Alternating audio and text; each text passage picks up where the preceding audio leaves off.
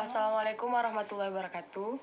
Ana Mita Anggraini dari kelas 11 Kufah akan menyampaikan tentang salah satu tokoh pada zaman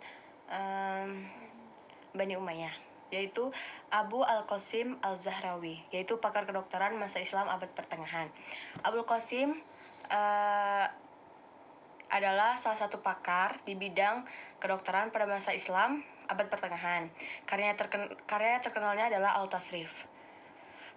Al-Tasrif adalah ensiklopedia bedah yang dijadikan rujukan utama ilmu bedah di Eropa selama beberapa abad dan menjadi pijakan ilmu kedokteran modern. Abul Qasim lahir di Zahra yang terletak di sekitar Cordoba, Spanyol. Awalnya ia dikenal sebagai seorang fisikawan sampai akhirnya ia memperkenalkan teori dan alat-alat bedah dalam ilmu kedokteran. Barulah orang-orang mengenalnya sebagai dokter ahli bedah.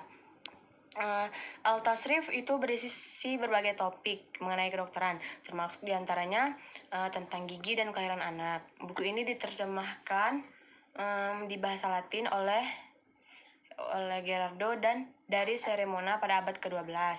Dalam kitab yang diwariskannya, bagi peradaban dunia, ilmu bedah, ortopedi, oftalmologi, farmakologis, serta ilmu kedokteran secara umum.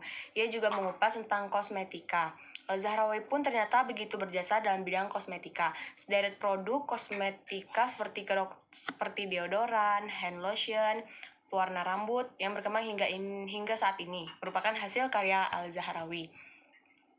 Popularitas Al-Zahrawi sebagai dokter bedah yang handal menyebar hingga ke seantero Eropa. Tak heran bila kemudian pasien dan anak muda yang ingin belajar ilmu kedokteran dari Abul Qasim berdatangan dari berbagai daerah penjuru Eropa. Menurut Will Duran, pada masa itu, Cordoba menjadi tempat favorit bagi orang-orang Eropa yang ingin menjalani operasi bedah. Di puncak kejayaannya, Cordoba memiliki tak kurang 50 rumah sakit yang menawarkan pelayanan yang prima.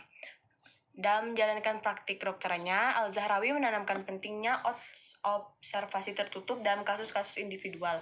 Hal itu dilakukan untuk tercapainya diagnosis yang akurat serta kemungkinan pelayanan yang terbaik. Dan Al-Zahrawi pun selalu mengingatkan agar para dokter untuk berpegang pada norma dan kode etik kedokteran, yakni tak menggunakan profesi dokter hanya untuk meraup keuntungan materi. Menurut Al-Zahrawi, proses profesi dokter bedah tak bisa dilakukan sembarang orang. Pada masa itu, dia kerap mengingatkan agar masyarakat tak melakukan operasi bedah kepada dokter atau dukun yang mengaku-ngaku memiliki keahlian operasi bedah. Hanya dokter yang memiliki keahlian yang bersertifikat saja yang boleh melakukan operasi bedah.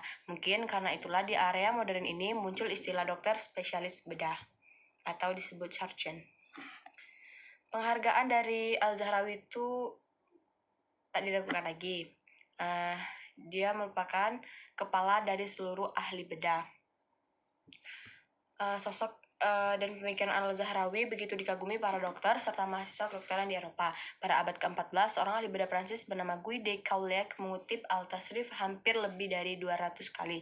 Kitab Al-Tasrif terus menjadi pegangan para dokter di Eropa hingga terciptanya era Renaissance hingga abad ke-16 Masehi.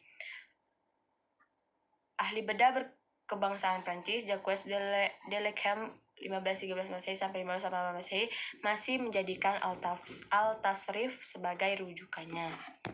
Sekian dari Ana, mohon maaf bila ada kesalahan. Wassalamualaikum warahmatullahi wabarakatuh.